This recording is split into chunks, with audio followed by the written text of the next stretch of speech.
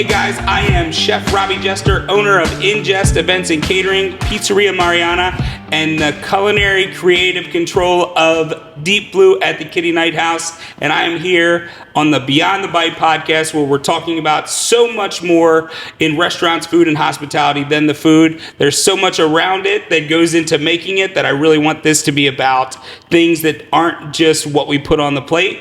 And I'm excited because this is my first guest. This is Katie Kutler, the owner of Kaffe Karma. And there's so many things as a guest of this restaurant. We're sitting in it right now, so obviously the environment's different than my previous episodes. But there's so many things that I admire about this restaurant, how it came to be, watching kind of because I followed you on social media and I watched you, piece this together, and I would see you put things up on your story that I was like, okay, that's going to be inspiration for the cafe. And then watching it come to fruition, and then watching you guys execute and serve a great product with a smile every single day. We've talked about it on your podcast now, right before this, but the idea that, we've become friends, I was a fan first and a friend now, and we really relate on a lot of things and how we grow these businesses. But I just want you to talk about, and I know on episode 1, because I watched it, you talked about the journey that is Kaffe Karma. Yeah. But I want to kind of talk about like your inspirations for the space, for the concept itself, and then we'll get into the nitty gritty of when your beautiful fluffy ideas don't work out in real life. It's my favorite topic ever. Hi guys, I'm Katie Kutler, and this is my favorite station. I mean, the inspiration behind this place was that I love coffee shops. I worked from home as a nutrition coach.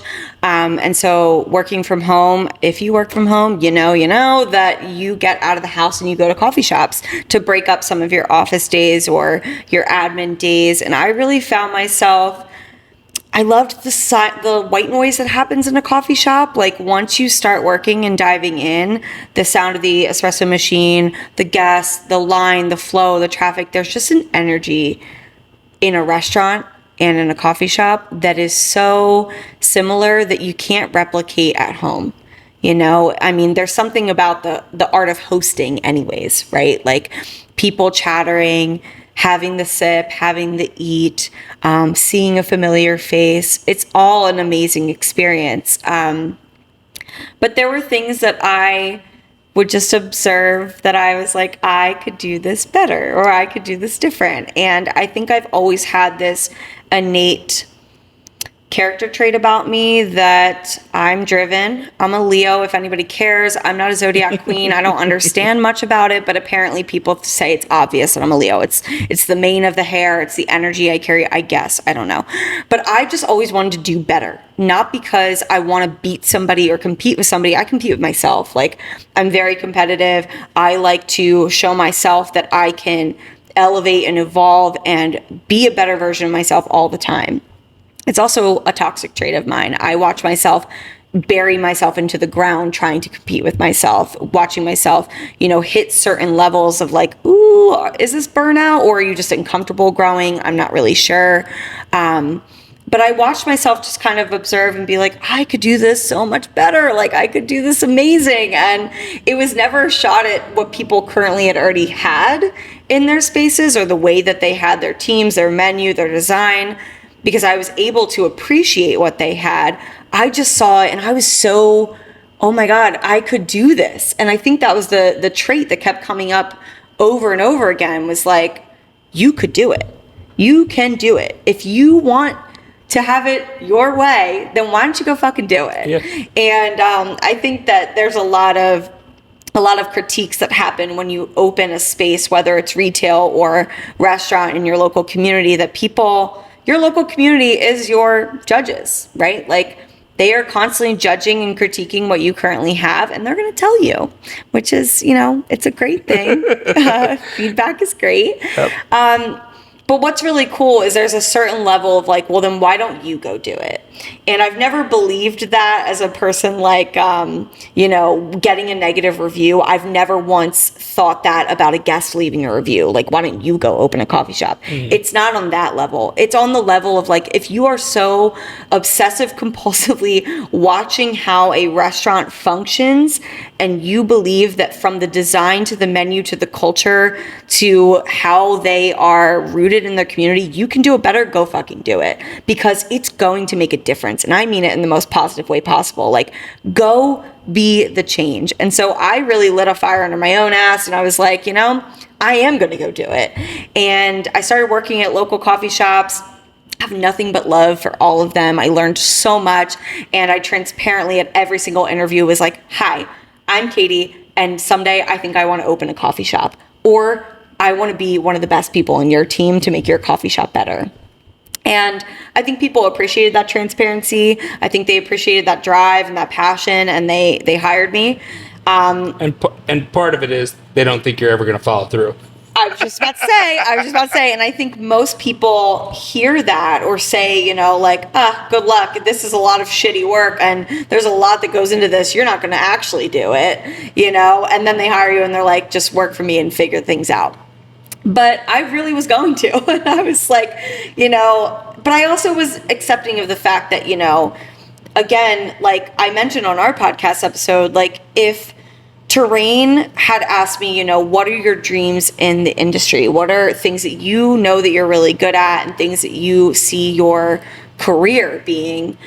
And if they offered me that job with those things, maybe adding some of their own needs in there, I would have taken it. And I would have probably never opened this thing, right? But because nobody ever invested in me as an employee and never believed me, like most of the places that I worked, they didn't believe that I was really good at cultivating team cultures and helping people grow. They just thought that was a frilly thing I was saying, because I would say it in my interviews, I'm like, I'm really good at building teams, and I'm really good at coaching people, and I'm really good at connecting the community. I don't know if they ever believed that because they never invested in it when I was working for them, Yeah. And people are so, and this goes for leaders in the business and just people in general, but they get so caught up in believing that everything that they do is so hard that you can't possibly have the capacity to do it different or do it bigger or to do it, or to do more or do better because they can't possibly think about it. And there's nothing wrong with them. Their priorities are just in a completely different place. And when you're driven like that, it's really, really tough to get support from people around you because the shit that you're doing looks fucking crazy. Yes. Yeah. And I think my idea sounded so crazy to so many people, but there was actually a yoga cafe in Westchester that I supported their community when they were opening when I worked for Lululemon. And so for me, it wasn't this like crazy idea. It was just going to be the first idea like that came to Delaware. So when people were like, we've never heard of this, I was like, how and why? Like, you guys haven't left Delaware? Because there's a lot of cities, major cities that have dope concepts, like things that are something by day, something by night. And I knew that was something that I really wanted to focus on.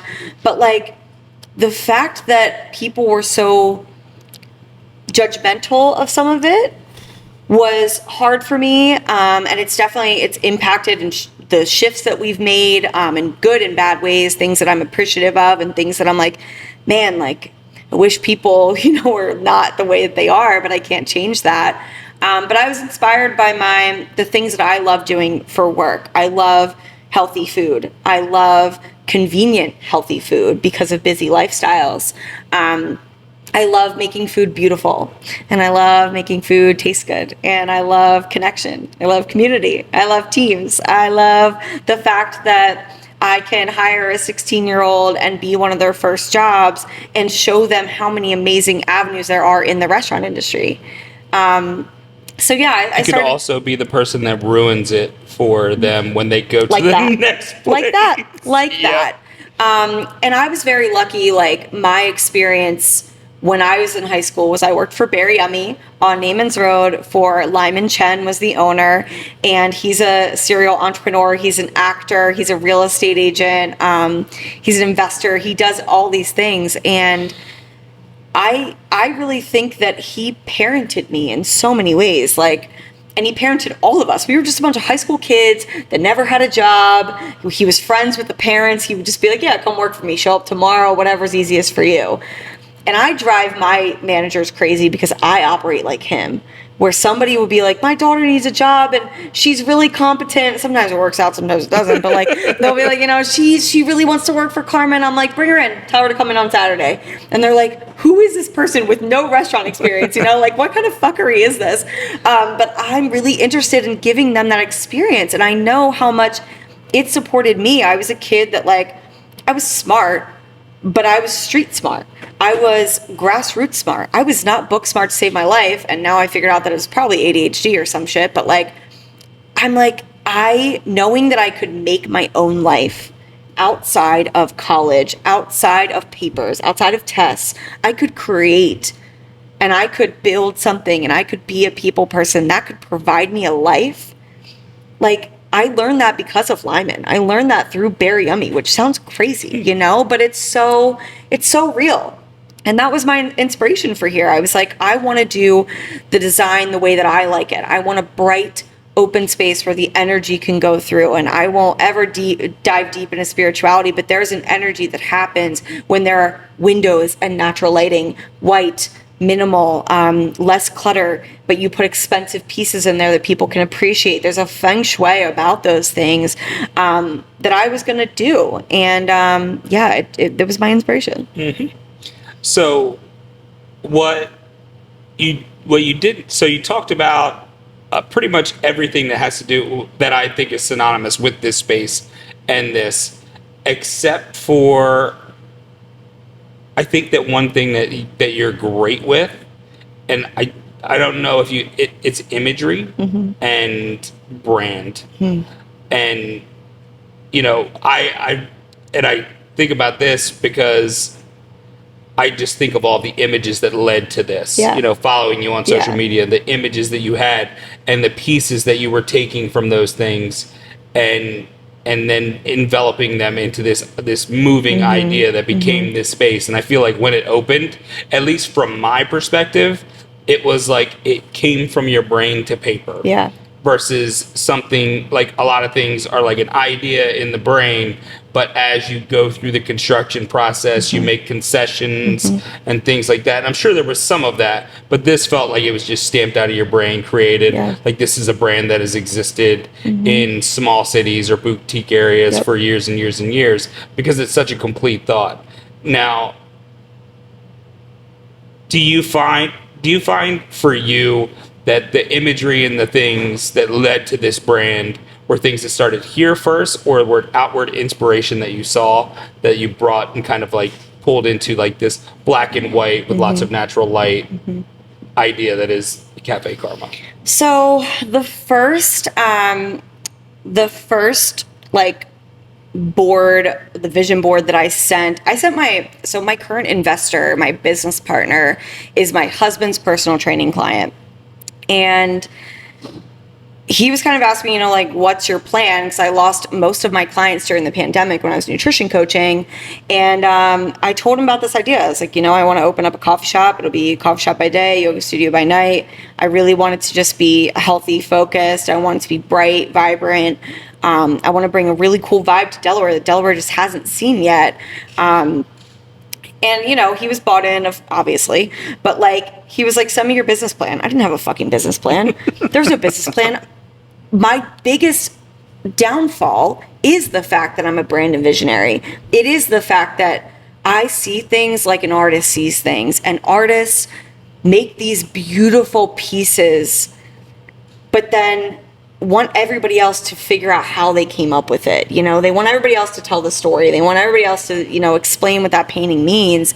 And they also can't teach anybody else how to make the fucking painting. So it is my biggest strongest part about me, but it's also my biggest downfall. And I didn't even know how to send him a business plan. So I sent him a presentation, which was a bunch of saved various images through Pinterest and Google. I would type in what I was imagining, and then I would save these images. I created a PowerPoint. The logo that is currently our logo was there, slightly different font, and it was Karma Cafe, slightly different. Your third place was still in there. I still have this presentation, and it was all sustainability focused. The focus was local grocer inside of the cafe. So not only can you come in and get your coffee, your avocado toast, a bag of beans for home, some retail of non-toxic skincare, but you could also grab your local meat and produce for the weekend for hosting, because that's things that I loved. But it also had a full-on mocktail menu. It had charcuterie boards, hummus boards, etc., for bonding and connecting and whatever else. And the sustainability focus was the hardest thing for me to let go of. It was something really important to me. It still is, but I've had to watch that kind of fade. But yeah, I sketched all these ideas, and I paired Pinterest to bring those things into visionary for somebody else to be able to digest. And when he bought into it and he's like, I want to help you, and I want to see this dream come to life, I was like, okay, shit's getting real. Now I actually have to go find the furniture that matches the Pinterest board, and then also put it into a plan for the contractors to understand, like, I did this by myself. Like, there was no budget for an interior designer to sit down with me and help me bring the ideas to life. There was no person that I connected. I don't even know who this middleman would be at this point, but what person would say, here's the kitchen design that you're going to need with all the equipment you're going to need to bring this menu to life. Here's the storage. We could talk about storage. Here's the storage you would need to sustain the amount of deliveries you're going to have for the to execute all the different items on your menu, both dry, cold, and frozen, and the amount of prep space you're going to need, dish space. Like, I clearly, and I think as a chef and as people that own and manage restaurants, we laugh together looking at Kaffe Karma. They're like, how the fuck do you do it? How do you do so much volume? How are you guys prepping for these catering orders? Like, how are you doing what you're doing? And I always think it's such a fun conversation because I didn't know. I was really good at branding. I was really good at creating a brand and rallying up my community to see my vision and believe in what impact I wanted to do with this business. That was what I was good at.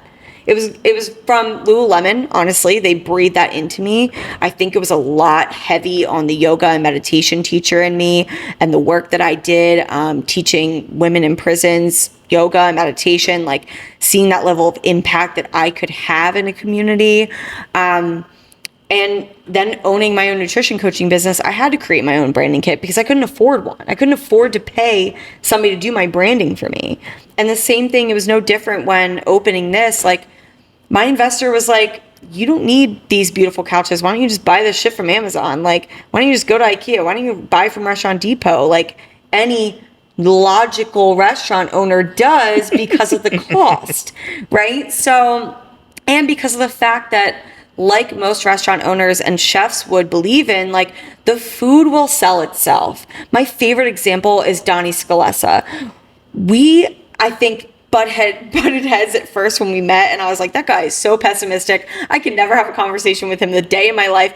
We love each other now. Like, he is like a dad to me, and I've inspired him a lot, and he's inspired me a lot. Like, he has, started really posting on TikTok and social media. I've seen him. Love it. I love that he's doing that because I challenged the shit out of him on that. And he is exactly the framework that I would expect out of a chef that owns restaurants and open spaces based off the food that he wants to make in his community. And his furniture's run down. His space isn't like aesthetic. Like, there's no like taking a picture of his space to post on social media. Like, I don't even know if he has his geotag set up on Instagram, like there's no like putting the food into natural light to take these photographs. Like, there's none of that. And his food is the best damn fucking pasta in the area. Like, it's so good. And so I think there's essence to that where, like, it doesn't matter to some people, right? It doesn't matter to a certain degree. I think some of it is overkill. And for us and for me, it mattered. And I think that it has served us well from a profit standpoint more than I could put into data because that's not my strong suit. But yeah, I think there's pros and cons to me being a visionary and a branding quote unquote expert. Well, and I think that there's value. So where it comes into play is because you don't build this aesthetic because you want it to look a certain way. You built it because you wanted people to feel a certain way. Yeah. And that's that, like, at the end of the day, how we make people feel is the only thing that matters.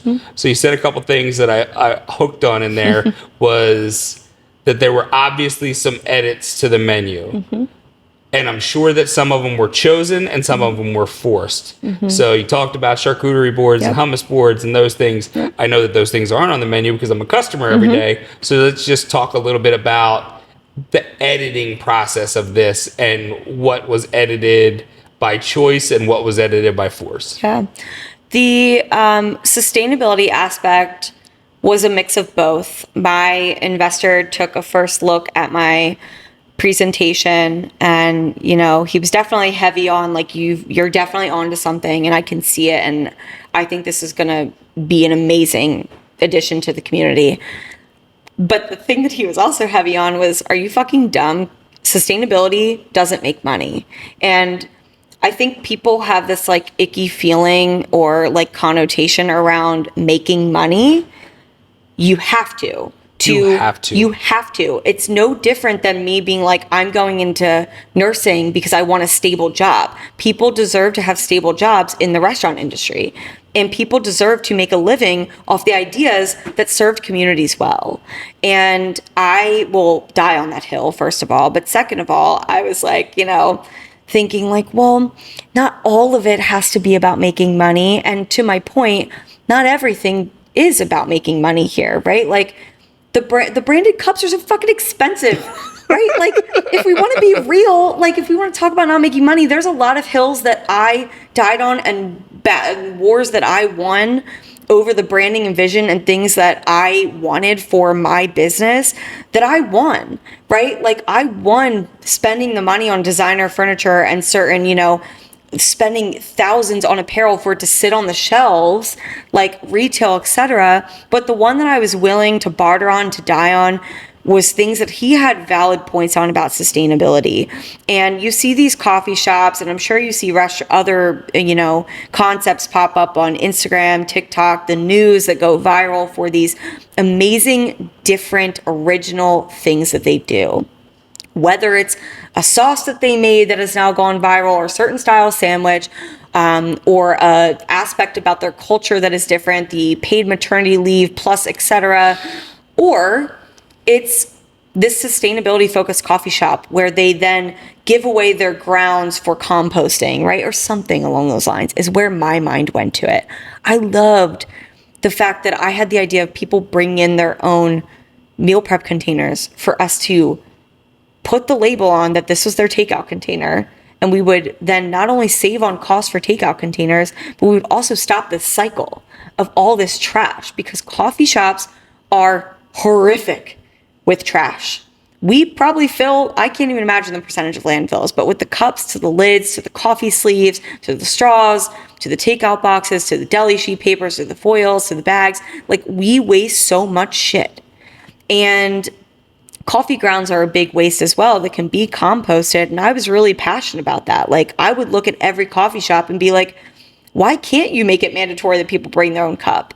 Right? But then when you started thinking about, and where my investor challenged me, was like, how many times have you forgotten to bring your prepped meal into your car when you leave the house? How pissed would you be if you pulled up to the coffee shop on your busiest day and you didn't have your insulated tumbler for your latte and they didn't have a fucking takeout cup, Katie?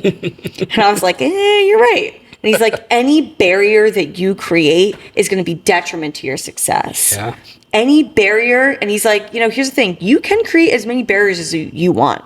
You have the right as an owner to also die on the hills that you are going to fulfill in your legacy. And I loved that aspect because I was like, you're right.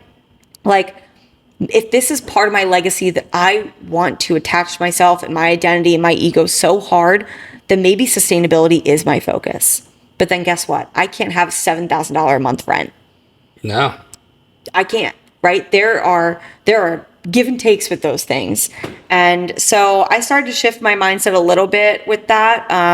The menu itself with the mocktails, the charcuterie boards and hummus boards, and the local grocer were really devastating to me. Those were actually because of Wegmans. Wegmans owns the land here. So that means that they decide a lot of the minute details in our lease about liquor license. I can't have a liquor license here ever. They could only allot it to the restaurants in the plaza. So since I was renting a retail space and I wasn't fitted out for a restaurant, I was never going to be allowed to have a liquor license. Now, maybe if I become better relations with some elected officials, maybe that could change in 10 years. I don't know. Well, I just think that it's things to look forward to in a Karma 2.0. Exactly. Yep. Yeah. And, there were things about the mocktails and the boards and the local grocer that were kind of decided by Wegmans, but then were also things that as we opened and I saw how hard it was for me not being strong operationally, like I wasn't the store manager at a coffee shop for years, right? Like that is a trait that I think would have been super beneficial for me to have under my belt before opening. I'm very lucky and eternally grateful that I have the best store manager I could ever ask for. I view her as an equal to me, and I lean into her for most, if not all, final decision making. She obviously, gives me the reins where she's like, you make the final decision. And most of the time I'm like, no, this one is your call. Because operationally, I trust her judgment way more than I trust mine. There's certain things that with the brand and vision and the culture, I'm going to push back on or say, hey, no, I don't see that for my vision or a product that I want going out of my cafe. And I'll hold fine on those lines. But I love creativity with the team, and I trust her. I really trust her because when we were sitting here at 1 a.m., before our soft opening and still didn't have an order of operations on how to fucking form the breakfast sandwich, I knew that I didn't know what I was doing. When she could see the cutting boards and where things were going to line up and how that formation was going to go, I went, oh, this thing I can pass off, and I'm happy to, because this is not where my brain is leaning into, So I very quickly saw that we were making a damn good breakfast sandwich. Our breakfast sandwich is the best in the area, and I will stand and die on that hill confidently. It is the best breakfast sandwich in the area. We put the best amount of cream cheese on a bagel in the area. We do drip coffee very fucking well. We do toast very fucking well. And adding charcuterie boards and hummus boards to the current amount of space that we have, dysfunctional, complete dysfunction. Complete dysfunction. I would shy against it. Complete dysfunction. I've worked back there. I would shy against adding the boards. And so I think I had to just agree, like Katie, to your point, a Karma 2.0 is not out of question. And I think my brain was still just like, this is the first one. I'm just going to pour all my heart and soul into the first one because this is it, right? Like this is all that there's going to be. And so it was hard for me to watch certain things go.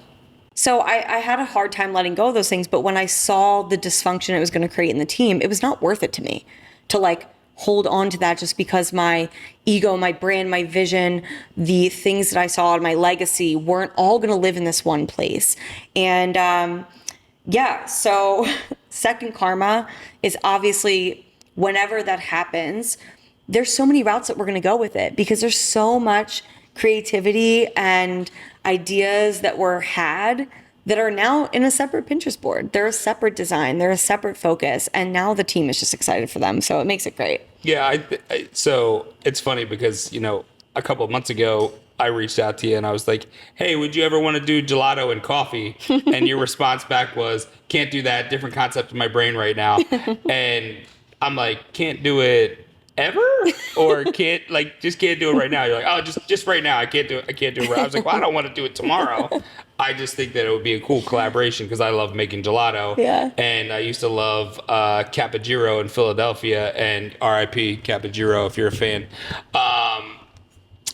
It was fantastic, and they did coffee, but heavy focus on the gelato. And I just love that concept and would love to do it, but also realize that I'm a total fucking coffee novice. Yeah. Pouring a cappuccino in my machine at home is about the depth of my coffee knowledge. Yeah. Which is better than most, I guess. Yeah, it's great. So we talked about the inspiration for. I love to talk about the inspiration against, the away from inspiration. So as you walked down this path, what were some things that maybe either you lived through working for other coffee shops or you saw and you were like, absolutely fucking not me? Working every single day of every single weekend is an absolute no for me. But what I found, so when we first, it's funny because I say that and there's probably going to be some gut punch reactions to that because it's a industry standard almost. Open availability, every Friday, Saturday, Sunday must be open, and I'm going to schedule you more than likely every single day. What I found that's dysfunctional about the restaurant industry beyond my capability of just changing here at Kaffe Karma is that when we opened, I was like, the full-timers will work a Monday through Friday job. And then we will hire a weekend warrior team. They will run the weekends. This would be high schoolers, people that want a part-time supplement to their income, anybody that, maybe is in school that can only really work on the weekends. And then the managers and myself from there would support them in running the weekend. We would rotate weekends. So there would still be that person, that stable person on the team that would make sure that everything is going out the same as it does during the week, but we would rotate weekends so we didn't have to work every single day of every single weekend. I push for that. We start our schedules like that. Another thing along those lines is I was very adamant about a month-long schedule has to be posted. None of this week-to-week bullshit, no 2-week bullshit. People have lives. And I hated that working for restaurants. I'd be like, I don't know if I'm going to have plans next weekend, but I'd like to know my fucking schedule so I can see if I should make plans before and request off. Like, life just doesn't actually happen that organically. We're still working on that. Like now that I'm working on it right now too. So yeah, I it's hard, right? And it's so hard because especially with everything else you're managing and operating, like you just need to get the schedule out. And so you're like, yeah, everyone put your availability in before so I don't have to worry about it when I go schedule. But as a person being in the industry, like sometimes people are like, hey, like, do you guys want to go out to dinner tonight? We haven't caught up in forever. We're going to be here. Why don't you meet us there? And it's like, if every single time your answer is like, I can't, I'm working, you start to resent your job. Yeah. And that's not really the core issue, right? It's just that maybe there's some operational things that can change, like having your schedule much further in advance. So now that, like Caitlin has taken over the scheduling, and that is a hill that I'm going to die on, is that the goal next week isn't that you have a month schedule out, it's that I need you to work towards that. So it's been over a year since my request of that, but I've also gotten to observe how much other work that she's working on. So if my expectation is that we, work towards that month-long schedule, I need to have grace that it's going to take time. And it's going to take a lot of other rules, regulations, and expectations out of the team of their availability and requests and the way we support each other in those, times of last minute requests or things that come up to make that happen. But that was something that the team actually basically went to war with me about. Not really, but they stopped me in my tracks about working Monday through Friday, because what I wasn't considering was that even though I was paying them above the current minimum wage, I pay them $15 an hour plus tips. That's the starting wage here. And on the weekends, sometimes that gets up to $24 an hour, right? That's great. What was happening is the full-timer crew was looking at the weekenders being like, these high schoolers are making more than me. Because during the weekday, we don't have as much volume in a shorter period of time in those shifts. So now for them, like, yeah, they want to work on the weekends. And I'm sitting there like, $100 is not worth you working on the weekend. Like, trust me, like, enjoy your life. Like, go do shit on the weekends. Like, this is the type of boss that I am, that I'm like, I'm giving you the most amazing, like, dish on a platter. Please take it. Like, don't take the extra money. Just, like, enjoy your life on the weekend. This doesn't happen in the industry. They're like, we want the money.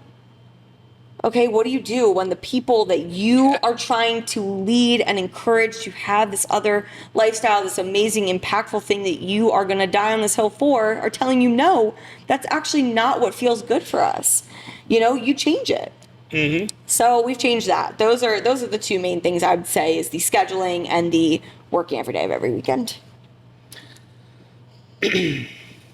What do you think, and this might get into the feels, but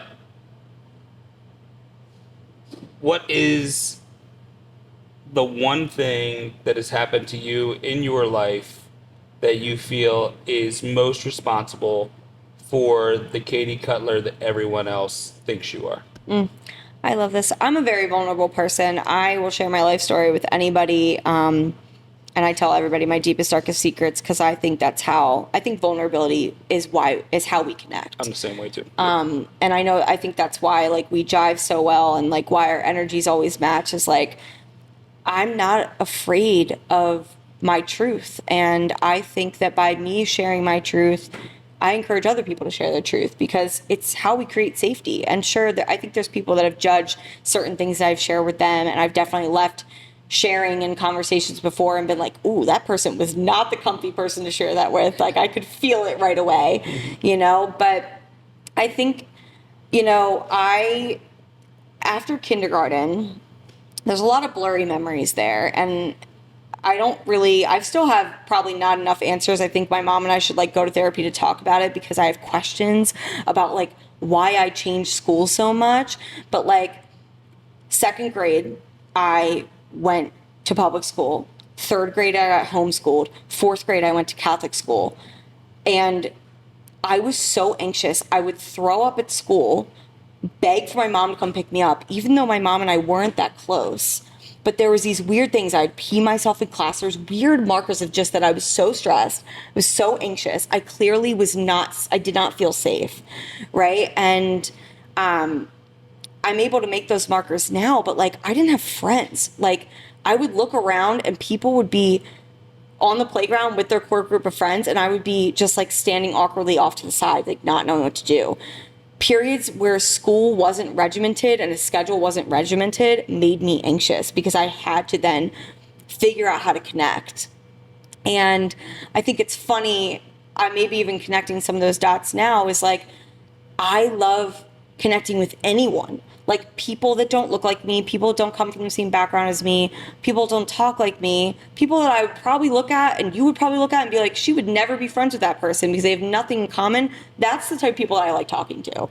And I like making people feel safe and comfy. And I was sharing with you earlier, like, that is the energy that I always hope to exude. I'm sure that it's skewed when I'm stressed or things in my life aren't amazing, but I love making people feel comfortable, and it's because I didn't always feel comfortable, you know, and it's reflective in my business. Like, I'm a loyalist. I now will die hard on the hill that I want you to stand on with me. Like, there's been judgment about certain employees here from very successful people that I know that respect me and want to love on this place and compliment me on what a great job that I'm doing, but will judge certain staff members of mine and, like, question what they're doing in their lives. And I'm like, they're so creative. Like, they are the ones that build the seasonal menu. It's not me. Some of those things are my ideas or trends that I see that I bring to the table, but, like, some of these people are the most creative, kind. They are the reason why this place has turned out so amazing, you know? Like, they are damn good deserving of more respect and a higher position. And just because you wouldn't invite them to your dinner table, it doesn't mean I wouldn't, you know? Yeah. Man, that hits home for me. And it's the wanting to make other people comfortable and stuff like that. I feel like I have a lot of that for different reasons, but similar. And there's in in reluctant transparency, there's parts of my story that I haven't told the world yet, and I will wait for the right time to tell those things. Yeah. Not really for me, but for other people in my family that would be affected by those things. But yeah, the idea that, you come into hospitality for a reason, and for the right reasons, you're here to help other people celebrate, help other people be more comfortable, help them feel more Yeah. belonging Yeah. is huge. And I think that it speaks for this space and how you, because I've never heard you tell that story before. And I think of you as someone who so easily connects with other people. But I also think that there's not enough said about, I believe that's the reason why you will be successful at all of this Yep. for a long period of time, is because hospitality comes from a genuine place with you. Yep. It's not an afterthought, which so many, like food, hospitality, restaurant organizations, hospitality is the afterthought. And it is the thing that is given up for efficiency, convenience, price, whatever the case may be. The hospitality aspect is just gone by the wayside. Yep. Who cares if somebody smiles at you, as long as they get your order right and they serve it to you in 2 minutes or less. And I think people want more. And I think the show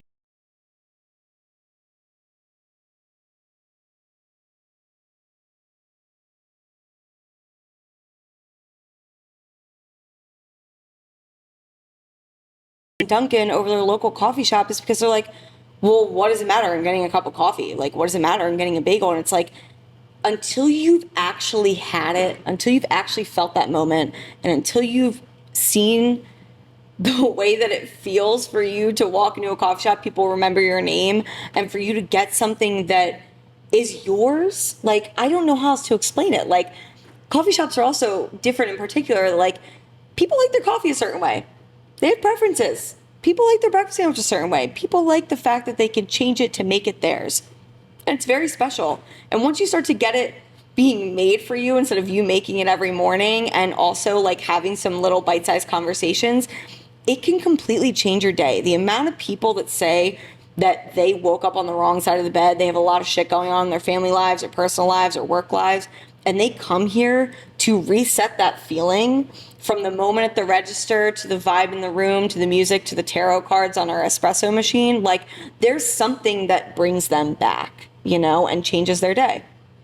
You can't put a price tag on those moments, just like you can't put a price tag on going out to a restaurant that serves you well. They make you feel like you're not rushing out of the restaurant. They come back and check on you, and they can tell on the look in your face if you are not happy with something, and they offer in that moment to take it off the bill and change and make it right.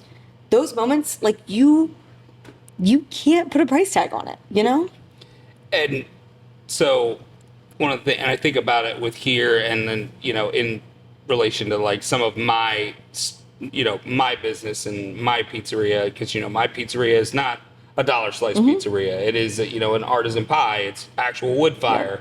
It has, other things that make it's not the cheapest pie out there, and it never will be. And I tried to play that game when we first opened, and I realized very quickly that I was playing to a crowd that was never going to listen to me. And not because it wasn't great or it wasn't a value, just it's not their thing. So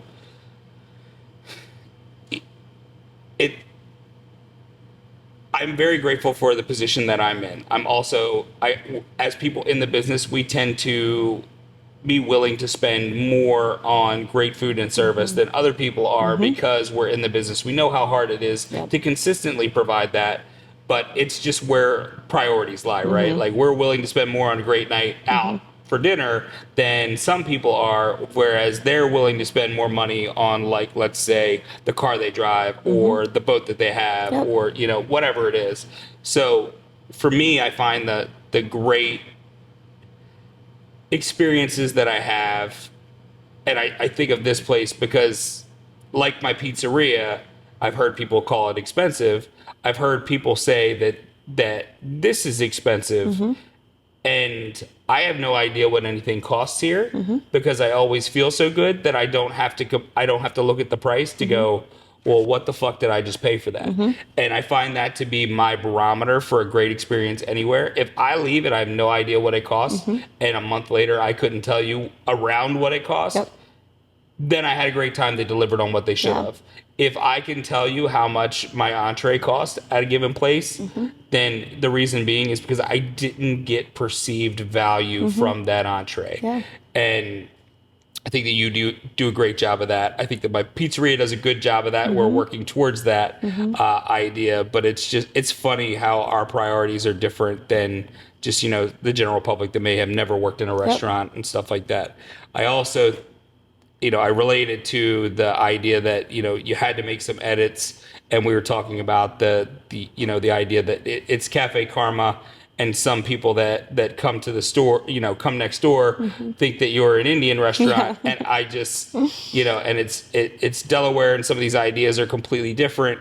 And I think back to opening Limestone Barbecue and Bourbon, where we went and enjoyed barbecue restaurants in Texas, in Carolina, and their counter service barbecue restaurants were super excited about it. We wanted to be a part of the show, and we opened up, and Delaware was like, what the fuck do you mean I have to stand in a line? Is this a cafeteria? And I'm like, this is such a cool experience. Do you understand how much work goes into making that product exactly right at the moment that you're going to walk through that line all day long so that you can enjoy someone slicing that brisket in front of you? Like how hard that is in comparison to what every other place does. But, it's one of those things where you have to be able to pivot, and you have to let your ego let it go sometimes, because you have this grand idea of what it is, and to a certain extent you die on the hill, you stick to your guns for certain things. But other things, like if it makes a difference between you paying rent and not, sometimes you gotta let some stuff go. And it's powerful to be able to do that, but then also to leave it in your brain to go, well, next time I'm going to do that right.